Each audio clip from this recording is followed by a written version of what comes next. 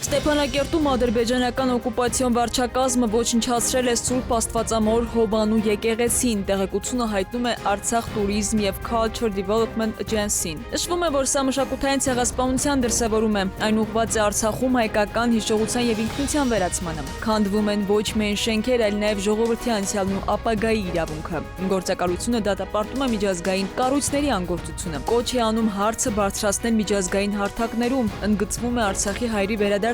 անկախտելի իրավունքը, նաև շեշտելով, որ եկեղեցին կարևոր հոգևոր կենտրոն էր և ինքնության խորհրդանիշ։ Արցախից բռնի տեղահանվածները դիմում են մարդու իրավունքների եվրոպական դատարան, պնդելով իրենց սեփականության և վերադարձի իրավունքի խախտումը։ Այս մասին հայտնել է միջազգային և համեմատական իրավունքի կենտրոնը։ Կազմակերպության տվյալներով հազարավոր մարդիկ զրկվել են իրենց հիմնարար իրավունքներից, այդ թվում հայրենիքում ապրելու և գույքը տնօրինելու հնարավորությունից։ Կենտրոնը կարևորում է ոչ միայն անհատական, այլև հավաքական վերադարձի իրավունքի ճանաչումը, որպես ամբողջ ժողովրդի իրավունք։ Նշվում է, որ ներպետական իրավական միջոցները արդյունավետ չեն, քանի որ պատասխանատու կողմը Ադրբեջանն է, ուստի հիմնական հարթակը մարդու իրավունքների եվրոպական դատարանն է։ 2024 թվականի վերջից սկսած գործընթացը 2025-ին ընդլայնվել է և 2026-ի ապրիլի դրությամբ արդեն ներկայացվել է ավելի քան 500 գանգատ, ավելի քան 1000 անձի շահերով։ Միևնույն ժամանակ, ըստ պաշտոնական տվյալների, 2023-ի սեպտեմբերից հետո Արցախից տեղահանվել է 115,365 մարդ։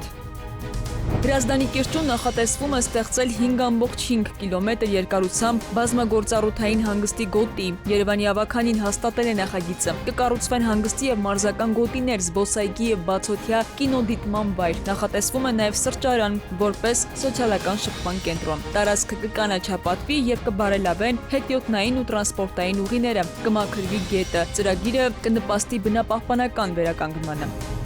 Գորիսի բժշկական կենտրոն է տեղափոխվել 9-ամյա երեխա, որը շան հարձակման հետևանքով վնասվածք էր ստացել։ Բժիշկները երկար ժամանակ չեն կարողացել նրան հանգստացնել, քանի որ կենդանին հարձակվել է և կծել մեջքի հատվածում։ Նշվում է, որ երեխայի վիճակը պայմանավորված է ոչ միայն ֆիզիկական ցավով, այլ նաև ուժեղ վախով և հոգեբանական ստրեսով։ Այսպիսի դեպքերը ցավոք մեկանգամյա չեն։ Գրեթե ամեն օր շների հարձակումներից տուժածներ են դիմում բուժօգնության։ Երբեմն մեկ օրում արձանագրվում է նման մի քանի միջադեպ, տեղեկացնում են բժշկական կենտրոնից։ Գորիսում և ընդհանուր առմամբ Սյունիքի մարզում թափառողջների խնդիրները շարունակում են մնալ չկարգավորված, վերածվելով իրական վտանգի, հատկապես երեխաների համար։ Տարիներ շարունակ հարցը չի ստացել համակարգային լուծում։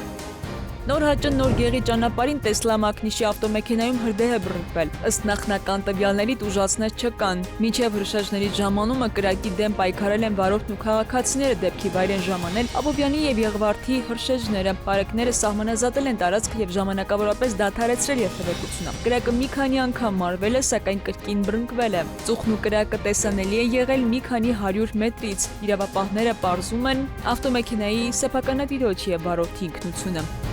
Տեսանյութ է տարածվել, որտեղ երևում է, թե ինչպես են փարաքարում ջրածածկ մեքենայից տղամարդիկ մի կերպ դուրս բերում այդ մեքենայում արգելափակված կնոջը։